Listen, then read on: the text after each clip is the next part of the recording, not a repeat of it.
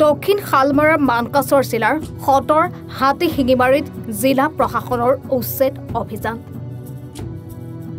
হাতী শিঙিমাৰী মানকাছৰ লোক নিৰ্মাণ বিভাগৰ পথৰ দুয়োকাষে থকা চৰকাৰী মাটি বেদখলমুক্ত কৰাৰ লক্ষ্যৰে প্ৰশাসনৰ ফালৰ পৰা উচ্ছেদ কৰা হৈছিল যদিও আকৌ একেখিনি ঠাইতে দোকান দি একাংশই দখল কৰিছিল চৰকাৰী মাটি।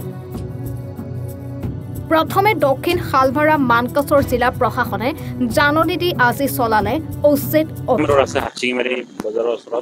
মানে ইয়াত ভিৰ হৈ থাকে বা আমাৰ অটো বা বাছ এইবিলাক ষ্টেণ্ডত যিখিনি দোকান আমি আগতো এবাৰ আমি এটা ষ্টেপ লৈছিলোঁ যে যিসকলে নেকি আমাৰ গভৰ্ণমেণ্ট খাছলেণ্ডত মানে দোকানবিলাক দি আছে যাৰ কাৰণে নেকি পাব্লিকৰ অসুবিধা আছে তাৰ কাৰণে নটিচ দি আমি আগতো সিহঁতক দোকানবিলাক ইয়াৰ পৰা খুলি লৈ যাবলৈ বা আমি আঁতৰাই দিছিলোঁ। তাৰপিছতো দেখা গৈছে যে কিছুদিন পিছত সিহঁতে আকৌ মানে এইবিলাক ঘৰ বান্ধি দোকান খুলি আছে যাৰ কাৰণে নেকি পাব্লিকৰ অকণমান অসুবিধা হৈ আছিলে। তাৰ কাৰণে আমি কিছুদিন আগত সিহঁতক নটিচ দিয়া হৈছে। নটিচ দিয়াৰ পিছত আজি আমি সিহঁতক কৈছোঁ যে যদি আপোনালোকে নিজে খুলি লৈ যাওক, যদি নিজে খুলি লৈ যাব নোৱাৰে তেতিয়াহ'লে আমি যিকোনো বেলেগ ব্যৱস্থা কৰি দোকানবিলাক ইয়াৰ পৰা আঁতৰাই দিব লাগিব।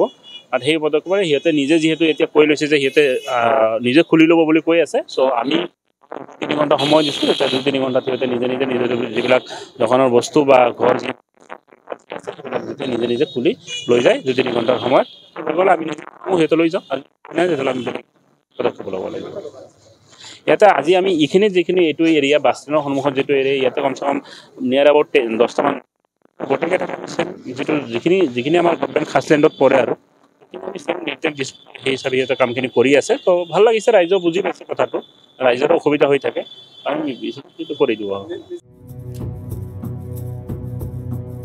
দক্ষিণ শালমাৰা মানকাছৰৰ পৰা আবু ছপিয়ানৰ প্ৰতিবেদন, এনি ভাৰত 24।